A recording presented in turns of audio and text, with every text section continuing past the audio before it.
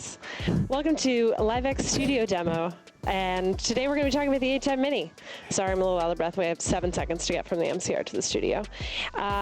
So yeah, the ATEM Mini is a new ATEM switcher product. So this actually came out after the Constellation. So it is the newest switcher on the market for Blackmagic. The ATEM Mini is also the smallest switcher on the market for Blackmagic. It kind of replaces the TV Studio. It's not the TV Studio Pro or 4K, but the original TV Studio. It's a 4-input HDMI switcher with 1 HDMI out. So for today's demo, I'm going to show you how we could use it during a live show. I'm going to use it to demo it. So I've got 2 cameras in here besides the, this is the broadcast that's shooting me right now. We've got 2 ATEM 6K, or ATEM, excuse me, Blackmagic 6K cameras shooting the ATEM Mini. So you can see I'm going to be able to transition between both of them and show you different products. So this is our second 6K camera, which shows you the 1 6K camera into the ATEM Mini. So as you can see, as I said, we have the 4 HDMI inputs, 1 HDMI out, a power, and then 2 mic inputs with 1/8" cables. From there, we've got, thank you, it's magic. I'm in here and the cameras are switching, it's so great. So in here you can see we've got the, we've got the 4 buttons. We've got a cut, an auto, and a fade to black button here. We also have duration options on panel, as well as some effect buttons on panel, as well as picture-in-picture and mic control. The great thing about this product is because it is an ATEM product, it also runs on software control. So you can change whatever you want within software control as well if you don't want to use this surface. Things that are great to use it for, gaming, because of the picture-in-picture option, it does do keying, so you could key out yourself as a gamer and be able to use that. The low price point on this makes that super effective for at-home gamers. You're not having to buy a super robust system, and you have the touchpad access, whereas if you're using Wirecast or an OBS or any of the other ones, you don't have that access. So this is super great for that. You're in the middle of your game and you just want to change sources. So yeah, I mean, that's the great thing about the ATEM Mini is that's what there is to it.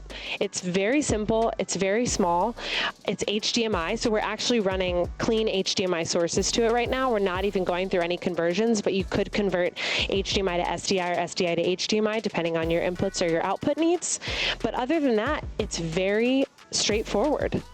Do you guys have any questions on the ATEM Mini? Yeah, I think it'd be really cool to use for switching sources for like laptop playback, like a Keynote, or even to replace like a Playback Pro kind of system, and to be able to have A/B like backup sort of situations, or just like multiple graphics engines. But it's 1 ME, is that correct, Aubrey?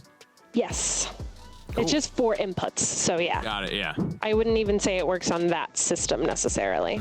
But the really cool thing is you can pretty much almost fit it in a pocket, right? You could fit it in a pocketbook, right? It's super small. I think it's just a little bit bigger than my iPhone Plus. Oh, how big is the, I didn't notice, how big is the power brick for it? Is it like a big additional, sometimes that's It's about the same, no, it's just a wall board. Okay, cool.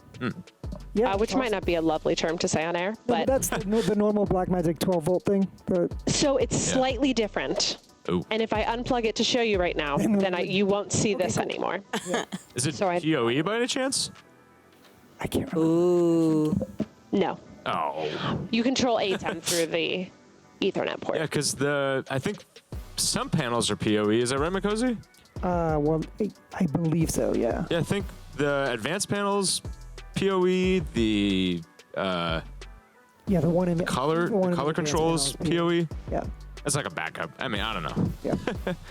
We still use an ISC for it. Yeah, I wouldn't say, if you're having PoE, then you're expecting someone that wants to get the ATEM Mini to also have a PoE switch. So it's going to be an easier expectation to be able to plug in the wall absolutely. than to build that into it. I think it's, like you said, it's awesome for laptops to be able to switch inputs there. Any sort of sub-switching of cameras, especially in an HDMI environment, this is ideal.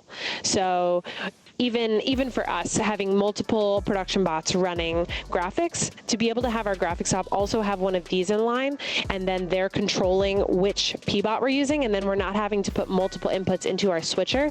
We are sub-switching before we get there. Yeah. So then you're getting rid of any error that could happen. You're getting rid of any excess inputs. Just makes a lot of sense. A gaming scenario where you know that's the approach. You know you're going to have that shot with the gamer and their gameplay, and that's the shot you're going to want. But instead of taking 2 feeds in, you only have to take 1 times 10 or 20 competitors or however many players there are. Yeah, or really anytime you have multiple decks you're working with. Yeah. Like multiple PowerPoint or Keynote decks. Yeah. Yeah. Exactly.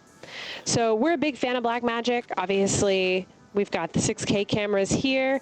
We're shooting the show on Micro Studios in the studio. We've got our Ursa broadcast pointed at me right now, and we're switching the show on the Constellation 8K. So, big fan of Blackmagic. This is a new product that we're so excited to have our hands on, and we also have a mini review of the ATEM Mini on our YouTube channel. Feel free to check that out as well.